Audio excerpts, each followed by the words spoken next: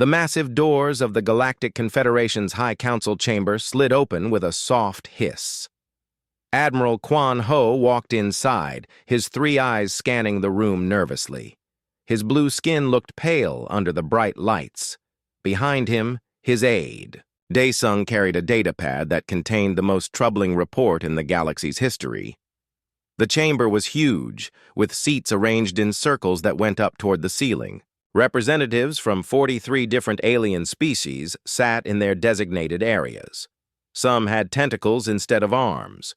Others breathed different gases and sat behind force fields. A few looked almost human, except for their strange colored skin or extra limbs. In the center of the room, a large holographic display showed the Milky Way galaxy. Thousands of tiny lights marked different star systems. One small yellow dot near the edge showed Earth's location. It looked so unimportant compared to the massive Confederation territories that covered most of the galaxy. Commander Yuna stood, up from her seat. She was tall and thin, with gray skin and 4 arms. Her species, the Thrakari, were known for being excellent military planners. But today, even she looked confused and worried. "Admiral Quan Ho," she said in a voice that echoed slightly. "Please tell us what happened to the Ninth Fleet." Quan Ho moved to the center of the chamber. He touched a control panel, and the holographic display changed. Now it showed Earth's solar system with its 9 planets and bright yellow sun. The image looked peaceful, with small ships moving between the planets like tiny insects. 6 months ago, Quan Ho began, we sent our largest military force to the Sol system. The humans had ignored our final ultimatum. They refused to surrender their territories. They would not accept relocation to the colony worlds we offered them. The Confederation Council voted for military action. He paused and looked around the room. Every representative was listening carefully. Some were making notes on their personal devices. Others whispered to their assistants in languages. That sounded like music, grinding rocks, or electronic beeps. The Ninth Fleet consisted of 12,000 ships, Quan Ho continued. Our best dreadnoughts from 7 different species. Carrier vessels that could launch 10,000 fighter craft each. Weapons that could destroy entire planets. We sent our most experienced Admiral Vrosk of the Hamarian Empire. The holographic display showed images of the massive fleet. The ships were enormous, some stretching for kilometers. They looked like floating cities covered in weapons and armor. Any single ship in that fleet could have conquered most primitive. Worlds by itself. Daesung stepped forward and activated another hologram. This one showed communication logs and timestamp data. The fleet arrived at the edge of the Sol system exactly on schedule, he reported. Admiral Vrosk sent his final transmission at 14:30 Standard Time. He confirmed that all ships had successfully completed their jump from hyperspace. All systems were working normally. He was preparing to send the final surrender demand to Earth. And then, asked Commander Yuna. Nothing, Quan Ho said quietly. Complete silence. No more transmissions. No distress signals. No energy signatures from weapons fire. No debris fields. No indication that any kind of battle took place. A representative from the Sarathi Union raised one of his 4 hands. His species looked like large snakes with arms. And when he spoke, his forked tongue flicked out between words. Admiral, are you telling us that 12,000 ships simply vanished? That is exactly what I am telling you, Quan Ho replied. Our deep space monitoring stations detected no unusual energy readings. Our quantum communication arrays received no emergency broadcasts. Our spy satellites in nearby systems saw nothing. The chamber erupted in confused voices. Representatives started talking to each other in dozens of different languages. Some stood up and waved their arms, tentacles, or other appendages. Others made sounds that might have been laughter or crying. It was hard to tell with alien species. Commander Yuna slammed her hand on her desk. The sound echoed through the chamber, and everyone became quiet. How is this possible? She demanded. 12,000 ships do not just disappear. Even if the humans somehow destroyed our fleet, there would be evidence.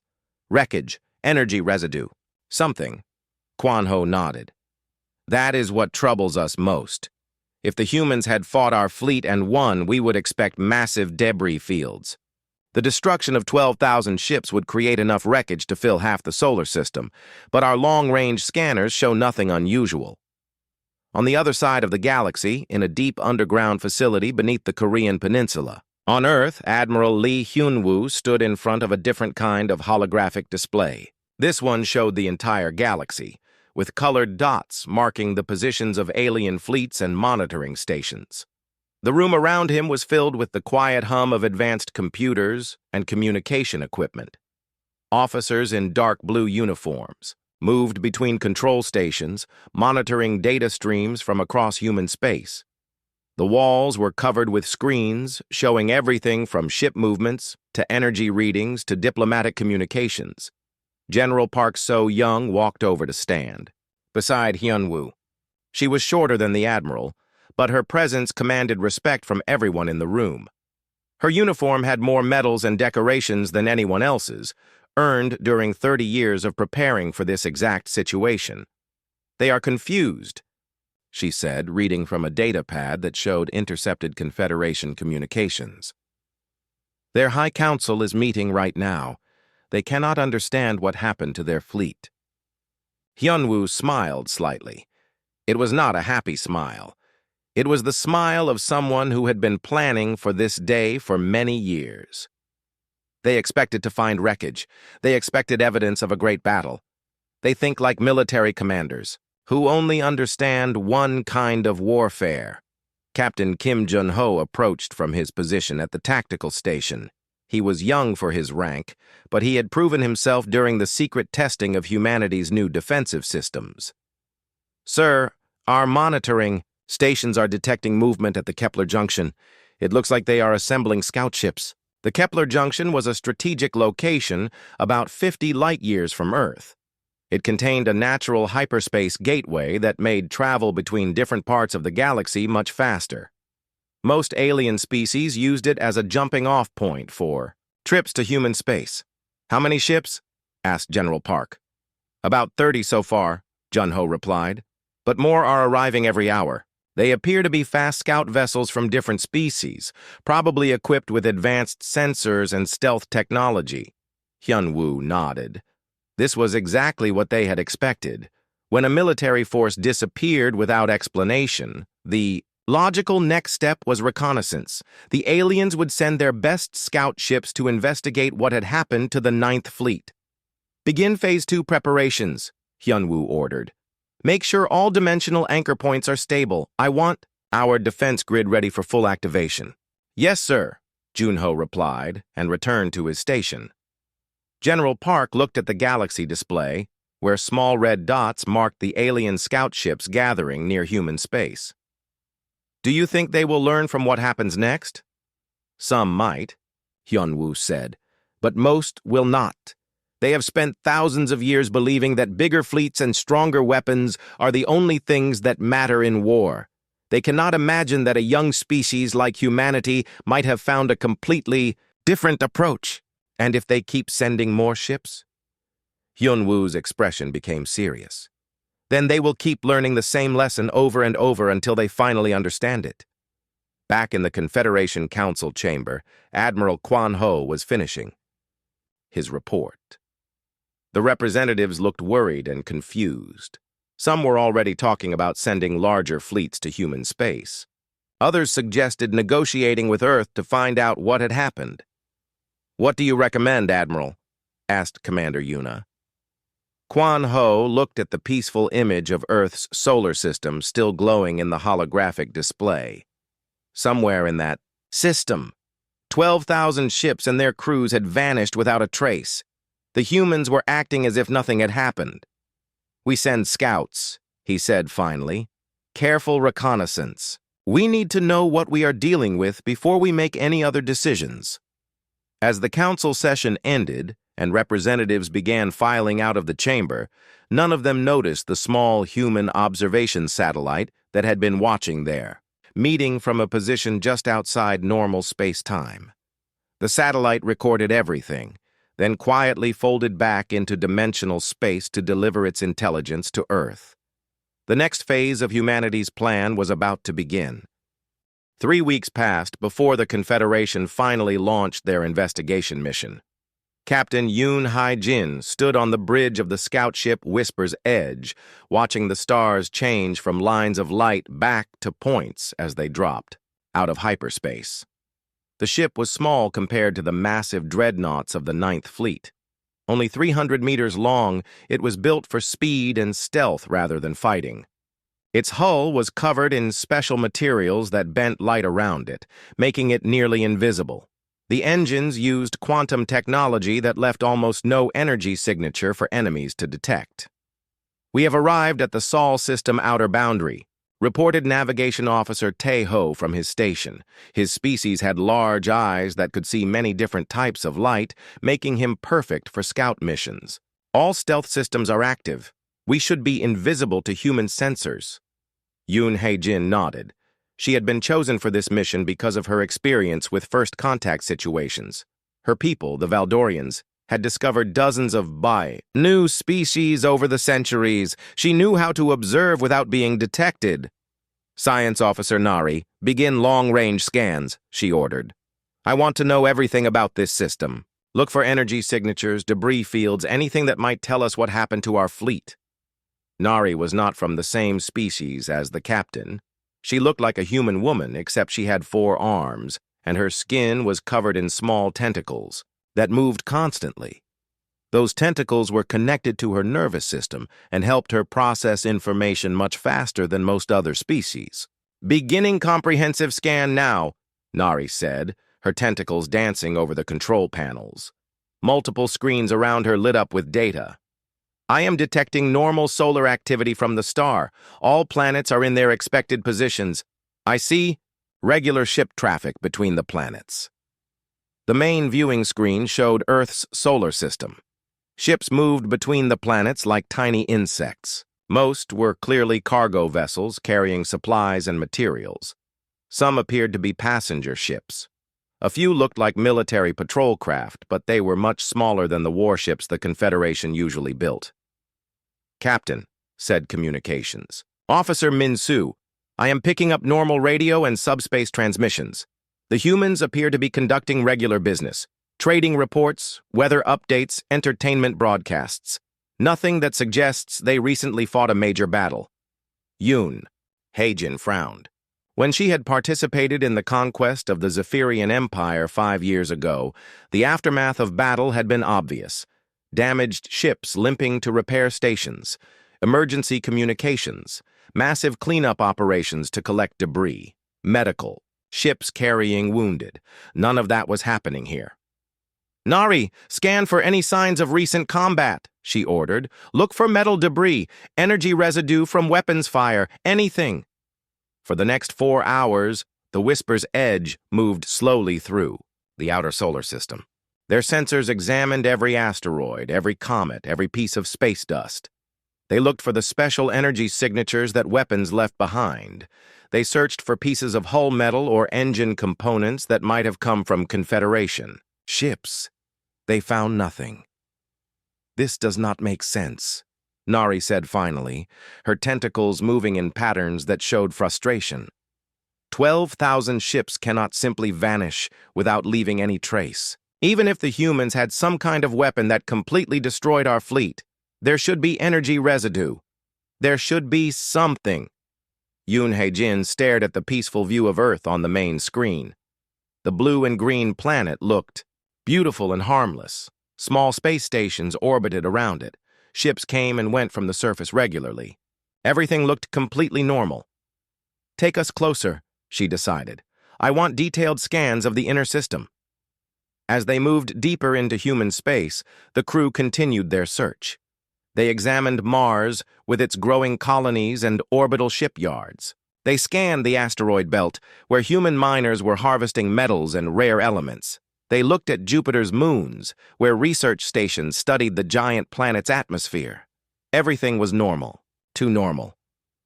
"Captain," Min-soo said suddenly, "I am detecting something strange."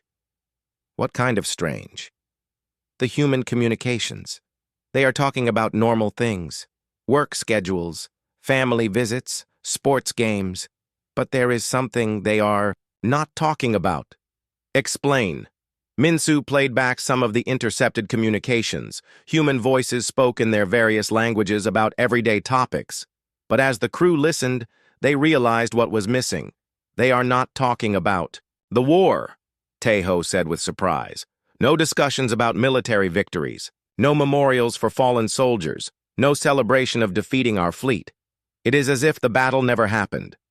This was perhaps the most disturbing discovery yet. When species won major military victories, they talked about them constantly.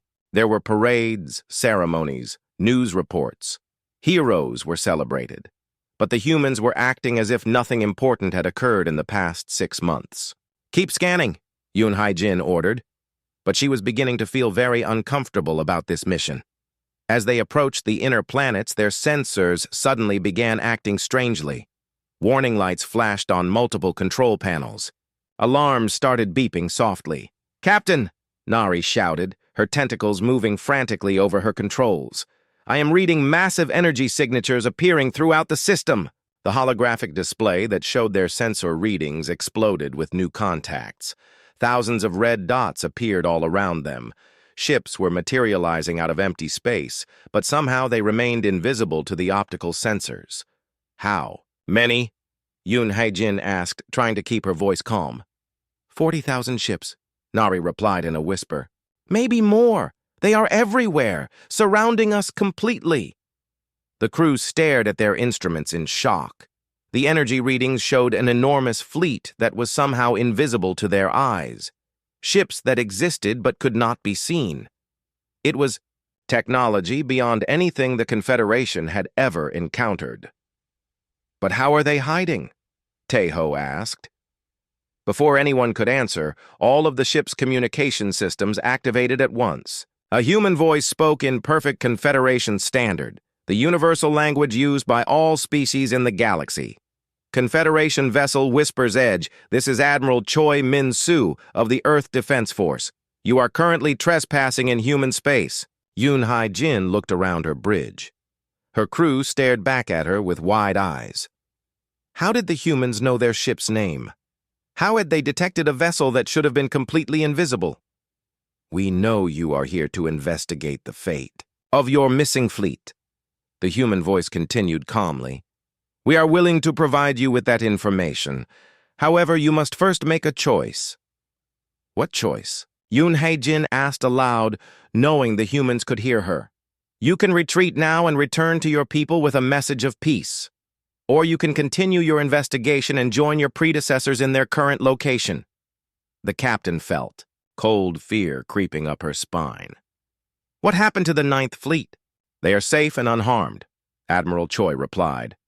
"But they are no longer operating in normal space-time. They are learning about the consequences of threatening humanity." Suddenly, one of the invisible ships became visible on their main screen. It materialized like a ghost becoming solid. The vessel was unlike anything in Confederation records. Its hull was smooth and curved, almost organic-looking. It seemed to shimmer with energy that made it difficult to look at directly. The human ship was beautiful and terrifying at the same time. It was smaller than a Confederation dreadnought, but something about it suggested incredible power. Advanced technology that the galaxy's greatest scientists could not even imagine. "You have 30 seconds to make your decision," Admiral Choi said. "Retreat and carry our message to your leaders, or stay and discover what lies beyond the boundaries of ordinary reality." Yoon Hae-jin looked at her crew. They were all experienced scouts who had faced dangerous situations before, but none of them had ever encountered anything like this. An invisible fleet of impossible ships, technology that seemed to violate the basic laws of physics. "Captain," Nari whispered, "I recommend we retreat. Whatever the humans have done, it is far beyond our ability to understand or counter." Yoon Hae-jin made her decision. "Navigation. Prepare for emergency jump to hyperspace. We are leaving immediately." "Wise choice, Captain." Admiral Choi said. "Please deliver this message to your Confederation Council. Humanity desires only to be left alone. We have no interest in conquest or expansion, but we will defend ourselves with means your people cannot comprehend." As the Whisper's Edge began charging its hyperspace engines, the human ship started to fade from view again. Within seconds, it had become completely invisible once more. "Jump engines ready," Taeho reported. "Execute jump now," Yoon Hae-jin ordered. The scout ship disappeared into hyperspace, carrying the most disturbing intelligence report in Confederation history. Behind them, 40,000 human ships continued their invisible patrol of Earth's solar system, waiting for the next group of visitors to arrive. In the depths of space, where normal physics no longer applied, 12,000 Confederation ships, and their crews continued their unexpected education about the true nature of power in the universe. The emergency session of the High Council was unlike anything in Confederation history. Admiral Kwon Ho stood before the assembled representatives, but this time he was not alone. Captain Yoon Hae-jin stood beside him, still shaking from her. Encounter in human space. The chamber buzzed with nervous energy. Representatives from 43 species whispered, hissed, clicked, and made other sounds of concern. The loss of the scout ships had sent shockwaves throughout the galaxy. 3 more reconnaissance vessels had vanished after the Whisper's Edge returned with its impossible report. Commander Yuna paced back and forth in front of her seat. Her forearms moved constantly as she tried to process the information they had received. 40,000 ships, she said for the 10th time. Invisible ships that can appear and disappear at will. How is this possible? The snake-like representative from the Sarathi Union raised one of his hands. "Captain Yoon, are you certain about what you saw? Could your instruments have malfunctioned?" Yoon Hae-jin shook her head firmly. "Ambassador Sikrun, I have been on scout missions for 15 years. I know the difference between sensor errors and reality. The human ships were there. I could feel their presence even when I could not see them. But the technology," protested the delegate from the crystalline, Vorthak species. His voice sounded like wind chimes in a storm. "No species in our records has ever developed dimensional manipulation on such a scale. It should be impossible." Admiral Kwon Ho touched the control panel, and the holographic display changed. Now it showed technical readings from the scout missions, energy signatures that made no sense, gravitational distortions that violated known physics, space-time readings that suggested reality itself was being bent and twisted. "The evidence is clear," Kwon Ho said grimly. "The humans have developed technology far beyond anything we understand. They are not the primitive species we believed them to be." Suddenly, all the communication systems in the chamber activated simultaneously. A calm female voice filled the room, speaking in perfect Confederation standard. "Honorable delegates of the Galactic Confederation, this is Dr. Bae Yoon-ji, former ambassador from Earth. I request permission to address your emergency session." The representatives looked at each other in surprise. Dr. Bae had been Earth's ambassador for 5 years before being recalled just before the ultimatum was delivered. Most of them remembered her as a quiet, polite diplomat who seemed overwhelmed by the advanced civilizations around her. "Dr. Bae," Commander Yuna said carefully, "how are you accessing our secure communication systems?" "The same way we detected your scout ships," Dr. Bae replied. "Commander Yuna, you and your colleagues are operating under several false assumptions about humanity. I have been authorized to correct those misconceptions." A holographic image of Dr. Bae appeared in the center of the chamber. She looked exactly as the delegates remembered her, a middle-aged human woman with dark hair and kind eyes. But something was different about her expression.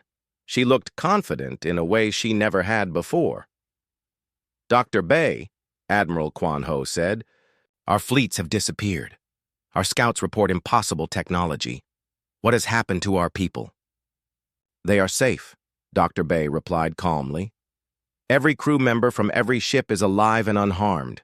They are currently in a secure location where they are learning about the consequences of threatening peaceful species.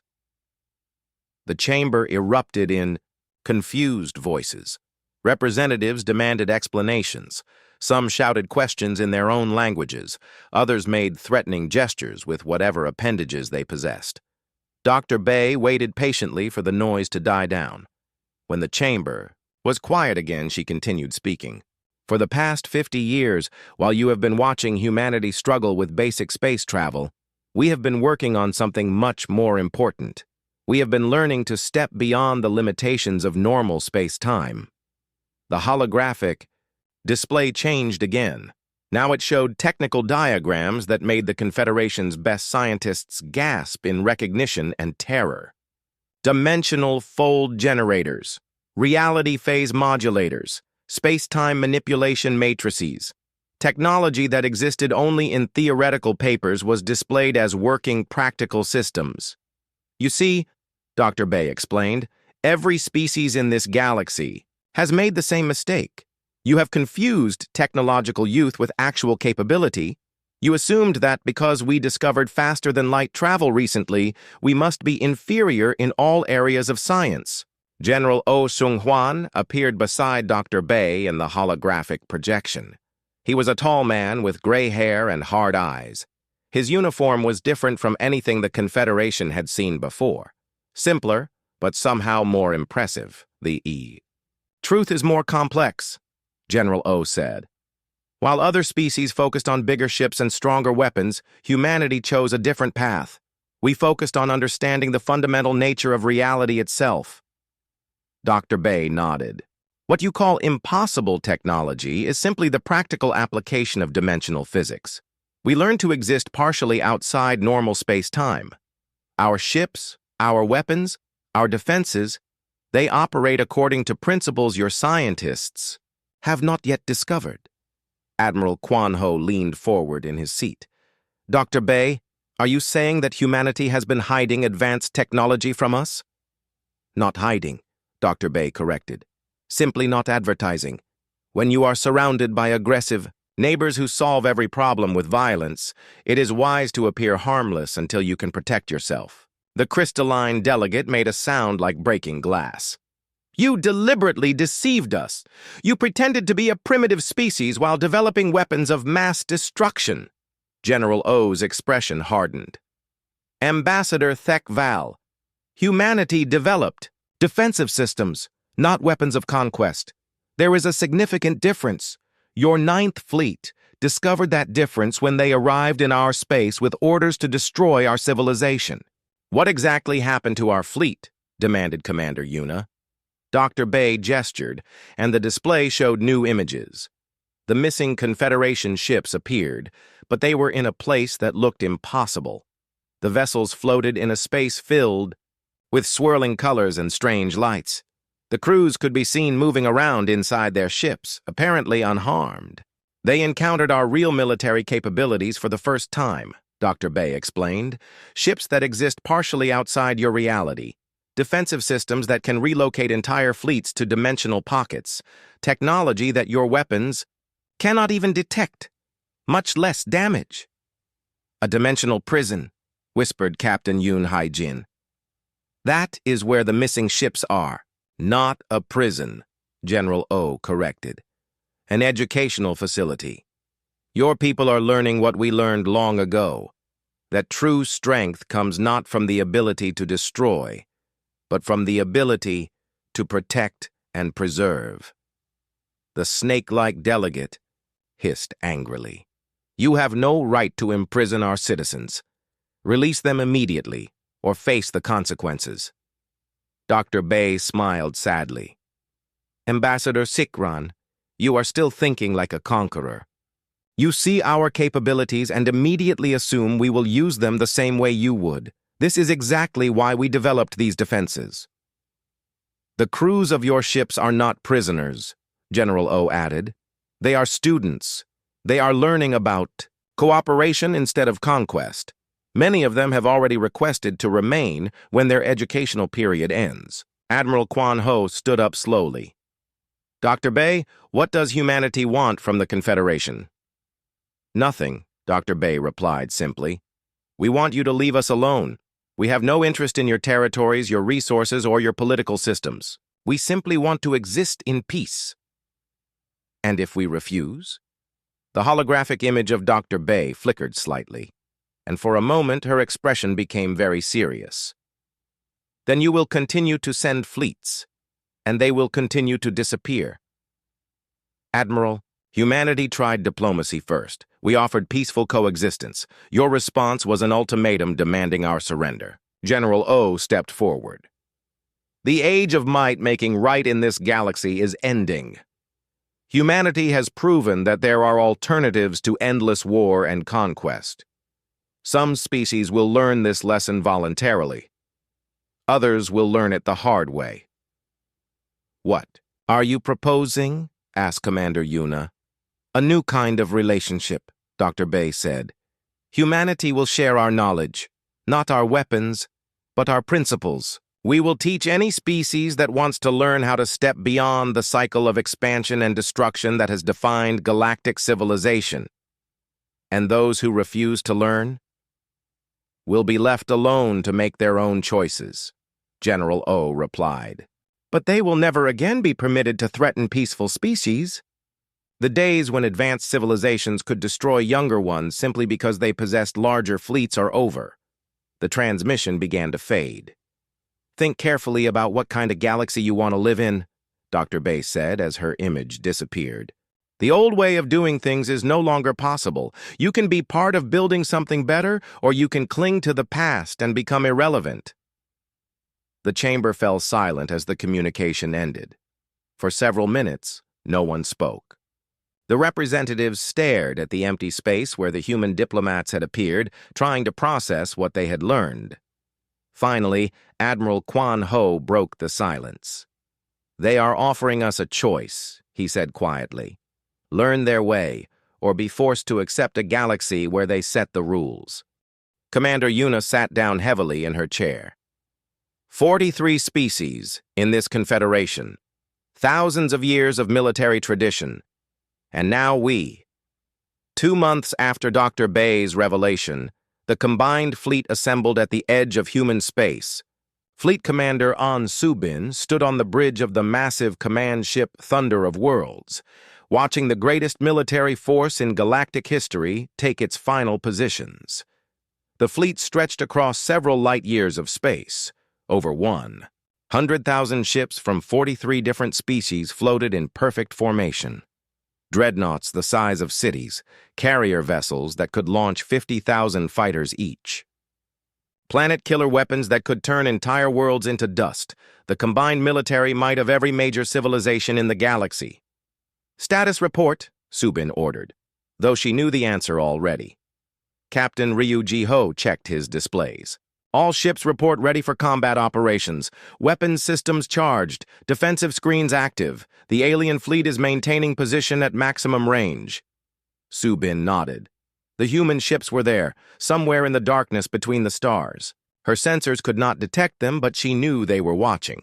40,000 invisible vessels that existed partially outside normal reality.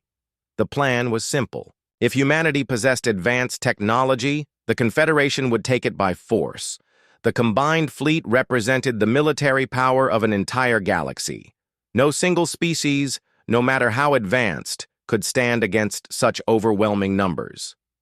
Fleet. Admiral Quan Ho sends his compliments, reported Communications Officer Lee Changmin. He requests permission to begin the assault. Subin looked at the tactical display showing the positions of the Confederation ships. The aliens had arranged themselves in a massive sphere formation with Earth's solar system at the center. Every angle of approach was covered. Every possible escape route was blocked. Tell Admiral Quan Ho he may begin, Subin said quietly. On the bridge of his flagship, Admiral Quan Ho gave the order that would change galactic history forever. All ships, commence bombardment. Target every planet in the system. Leave nothing alive. The attack began with a wave of plasma cannons firing simultaneously. Millions of energy beams lanced through space toward Earth's solar system. The combined firepower was enough to sterilize every world in a dozen star systems. The beams reached their targets and passed harmlessly through empty space. What? Quan Ho stared at his tactical display in confusion. Report. Why did our weapons miss? His weapons officer, a creature with multiple eyes and tentacled arms, worked frantically at his controls. Sir, the targeting systems show direct hits on all planets, but the energy readings suggest our shots encountered no solid matter. On. Dozens of other ships, similar reports came in. Perfect targeting, successful weapon discharge, but no impact. It was as if the entire solar system existed in a different dimension from their weapons. Sir, the communications officer reported, we are receiving a transmission from the humans. Admiral Han So-Ra appeared on the main screen. She was a woman, in her 50s with short gray hair and calm eyes. Her uniform was simple but carried an authority that made even alien military commanders pay attention. Admiral Quan Ho, she said politely, you have just demonstrated why your approach to warfare is obsolete. Your weapons cannot harm targets that exist partially outside your reality. Impossible, Quan Ho snarled. Nothing can hide from our sensors. Nothing can avoid our weapons. You are thinking in 3 dimensions, Admiral Han replied. We operate in 11. Your weapons are very impressive in normal space-time. Unfortunately for you, we stopped limiting ourselves to normal space-time decades ago. Suddenly, human ships began appearing throughout the Confederation formation, not arriving from somewhere else, but simply existing where they chose to exist. One moment, empty space, the next moment, sleek vessels that seemed to glow with inner light. Evasive maneuvers, Quan Ho shouted. All ships scatter and engage targets of opportunity. The combined fleet began to move, but their enemies moved faster. Human ships flowed through space like liquid mercury, passing through solid matter as if it were not there. Confederation vessels fired desperately at targets that flickered in and out of existence. On her command ship, Subin watched the battle with growing amazement. How are they doing this? She asked Captain Ryu. Unknown, Ryu replied, studying his instruments. Our sensors show the human ships occupying the same space as our vessels, but somehow not colliding with them. They appear to be phasing in and out of our dimensional framework. A human ship materialized directly in front of the main viewing screen. It was beautiful in a way that hurt to look at. Curves and angles that seemed to exist in more than 3 dimensions, hull plating that reflected light that was not there. Confederation command vessel, a voice said calmly. This is Captain Park Jin-Woo of the Earth Defense Force. Your fleet is now completely surrounded. You have 2 choices. Subin stepped forward. What choices? Surrender and join your colleagues in our educational facilities, or continue fighting and accomplish nothing while we demonstrate the futility of your approach. We outnumber you 3-1, Subin said, though her voice lacked conviction. Numbers are irrelevant when your weapons cannot touch us and ours can relocate your entire fleet to dimensional space, Captain Park replied. Admiral Subin, you are an intelligent commander. You must see that conventional warfare is useless against technology that transcends conventional reality. As if to prove his point, a group of Confederation destroyers suddenly vanished from the tactical display. They had not been destroyed. They had simply stopped existing in normal space. Where did they go? Subin demanded. To the same place as your previous fleets, Captain Park answered. They are safe and unharmed. They are learning about alternatives to violence as a solution to disagreement. More ships began disappearing. Not exploding, not being damaged, simply ceasing to exist in the battle space. Entire squadrons vanished in seconds, relocated to whatever dimensional prison the humans had created. Admiral Quan Ho's voice came over the communication system, filled with rage and desperation. All ships, concentrate fire on the human command vessel. Maximum power.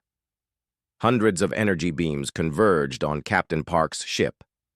For a moment, the space around the human vessel blazed with enough energy to melt asteroids. When the light faded, the ship hung unchanged in exactly the same position. "That was impressive," Captain Park said mildly. "Our turn."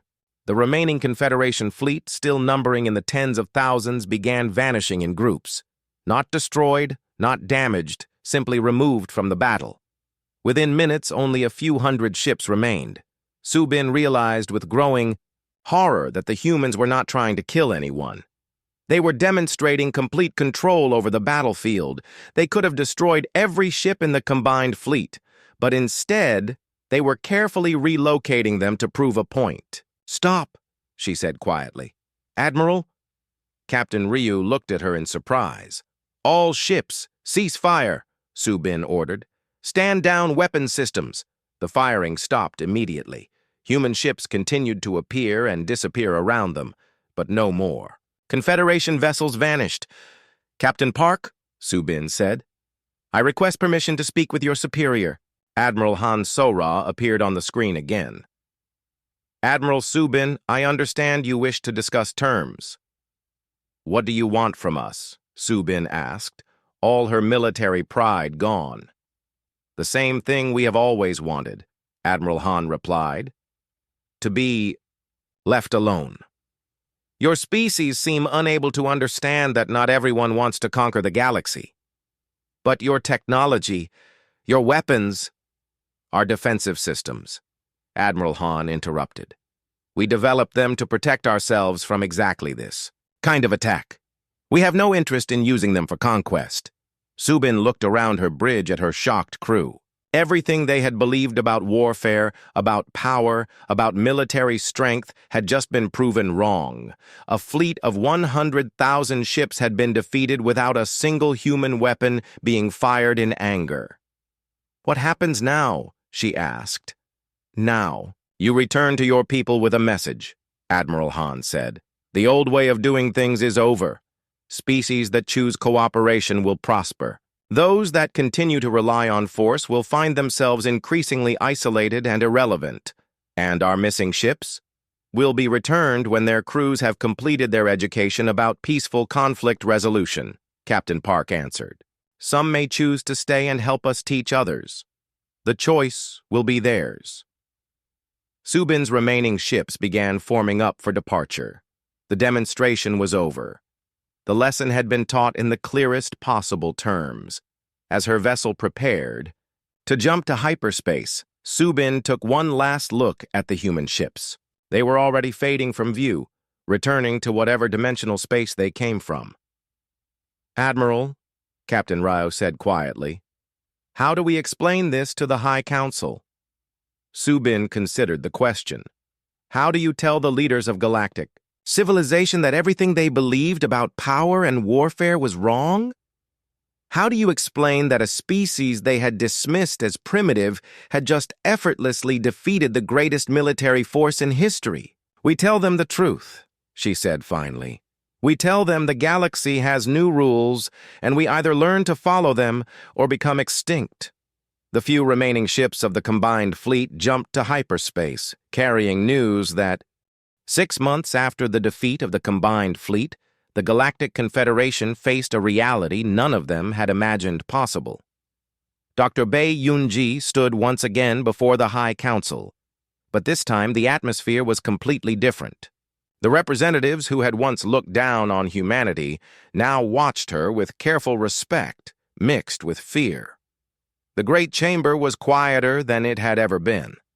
Many seats were empty, because several species had withdrawn from the Confederation, entirely after learning about humanity's capabilities. Those who remained spoke in whispers and avoided making sudden movements, as if they were afraid the humans might be watching them. Admiral Quan Ho looked older than he had 6 months ago. The defeat of the combined fleet had broken something inside him. He had spent his entire life believing that military strength was the only thing that mattered in the galaxy. Now he knew better. "Dr. Bei," he said carefully, "the Council has voted to accept your proposal for a new arrangement between humanity and the Confederation. Dr. Bay nodded politely. She looked exactly the same as she had when she first served as Earth's ambassador years ago, but everyone in the chamber knew that everything had changed. She no longer represented a weak species asking for protection. She spoke for the most powerful civilization in the galaxy. "I am pleased to hear that," Dr. Bay replied. "What terms has the Council agreed to?" Commander Yuna stood up slowly. Her forearms moved nervously as she spoke. "Full recognition of human sovereignty over all territories you claim. Immediate withdrawal of all Confederation military forces from human space. And..." She paused. "We would like to discuss the possibility of learning from your technology." Dr. Bay smiled, but it was not a happy smile. "Commander Yuna, you are still thinking like conquerors. You see our capabilities and immediately want to acquire them for your own use. This is exactly why we developed these defenses in the first place." Captain Ko Young-min appeared beside Dr. Bay in the holographic projection. He was a young man with intelligent eyes and a uniform that seemed to shift and change as he moved. "Every species we have encountered follows the same pattern," he said. "First, you try to conquer us. When that fails, you want to steal our technology. When that fails, you offer to trade for it. But there is another way," Dr. Bay continued. "Humanity learned long ago that true strength comes not from the ability to destroy, but from the ability to protect and preserve. Our technology is not designed for conquest. It is designed to make conquest impossible." She gestured, and the holographic display changed to show images of the dimensional space where the captured fleets were being held. But instead of prison ships, the alien crews were shown in comfortable facilities that looked more like universities than jails. "Your soldiers and spacers are safe," Dr. Bay explained. "They are learning what we have learned. That cooperation achieves more than conflict. That knowledge shared freely grows stronger than knowledge hoarded for advantage." The images showed something remarkable. Alien crew members from different species were working together on projects. They were studying human technology, but also teaching humans about their own sciences. Some were helping to design new peaceful applications for dimensional manipulation. "Many of them have requested to remain when their terms of education end," Captain Ko added. "They want to be part of building a new kind of civilization." Admiral Quan Ho leaned forward in his seat. "Dr. Bay, what are you proposing exactly?" "A fundamental change in how galactic civilization operates," Dr. Bay replied. "For thousands of years, every species has followed the same path. Develop space travel, build weapons, conquer neighbors, repeat until you meet someone stronger. The cycle never ends. We are offering to teach you how to break that cycle," Captain Ko said. "Not by giving you our weapons, but by showing you our principles. How to achieve security through cooperation instead of domination." The snake-like representative from the Sarathi Union raised one of his hands. "What if we refuse this offer?" Dr. Bay's expression became serious. "Then you continue as you have, and we continue as we have. But understand this, humanity will never again tolerate threats to our existence or our freedom. The age of might making right in this galaxy is over." "You would force us to change?" demanded the crystalline delegate. "No," Captain Ko replied. "We will not force anyone to do anything, but we will also not allow anyone to force others. Species that choose to continue the old ways of conquest and domination will find themselves increasingly isolated." General Park So-young appeared in the transmission. She was an older woman with gray hair and eyes that had seen too much war. "The galaxy now has a choice," she said simply. "Learn to coexist peacefully or become irrelevant." Commander Yuna looked around the chamber at her fellow representatives. "What about our existing conflicts, the border wars, the territorial disputes?" "Will end," Dr. Bay said firmly. "Humanity has already begun mediating several ongoing conflicts. We are not taking sides. We are simply ensuring that stronger species cannot destroy weaker ones. The display showed maps of various war zones throughout the galaxy. In each one, human intervention had stopped the fighting without favoring either side. Dimensional technology made it possible to separate opposing forces without destroying them. But how do we govern without the threat of force? Asked a delegate whose species looked like walking plants. Captain Ko smiled.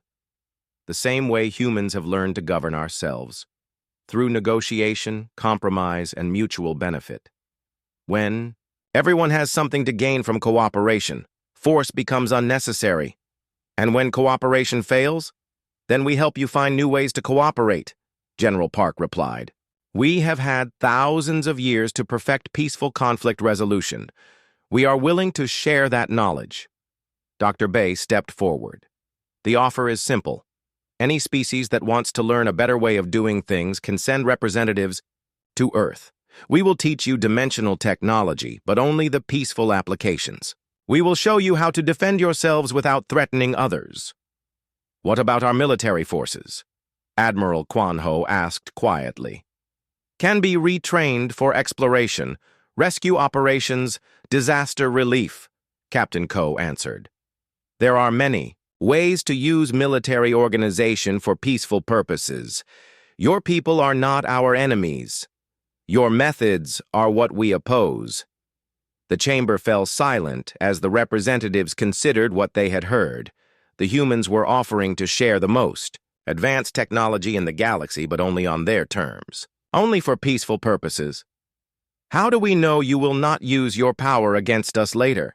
Asked Commander Yuna. Because we could have done so already, Dr. Bay replied. We could have conquered the entire galaxy months ago. Instead, we chose to capture your fleets without killing anyone. We chose education over execution. General Park nodded. Humanity has no interest in ruling other species. We have our own worlds, our own goals. We simply want to exist in a galaxy where species can grow and develop without fear of being destroyed by their neighbors. The choice is yours, Dr. Bay concluded. Continue the endless cycle of war and conquest, knowing that it will never again succeed against those under our protection, or join us in building something new.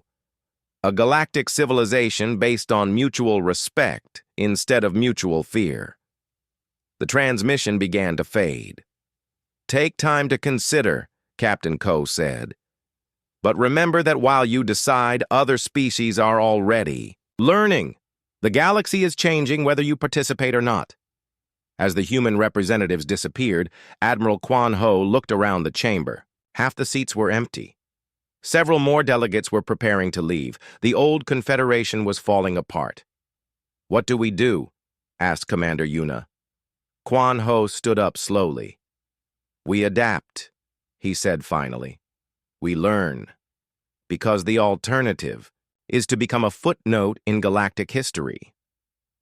One by one, the remaining representatives began voting to accept humanity's offer. They had no choice. The humans had not conquered them through force. They had made conquest itself obsolete.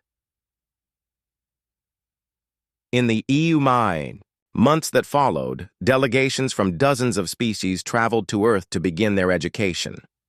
They learned about dimensional technology, but more importantly, they learned about cooperation. They discovered that strength could come from helping others rather than defeating them. The galaxy was changing. Wars that had lasted for centuries ended overnight when human mediators arrived. Species that had been enemies for generations found themselves working together on projects that benefited everyone. Admiral Lee Hyun-woo stood in his command center, deep beneath the Korean peninsula, watching the transformation through quantum fold. Viewports that showed him the entire galaxy. Ships that had once carried weapons of war now transported students and teachers between worlds. Do you think it will last? Asked General Park So-young. Hyun-woo smiled. It will last because we made it impossible for the old ways to continue. When conquest becomes futile, cooperation becomes the only logical choice. And if some species still refuse to learn, then they will spend their time in our educational facilities until they understand, Hyun-woo replied. We have all the time in the universe. and all the patience necessary to teach them. The final ultimatum, it turned out, had not been humanity's to ignore. It had been the galaxy's to accept. And in accepting it, the galaxy had discovered something it had never known. Before, peace was not just possible, it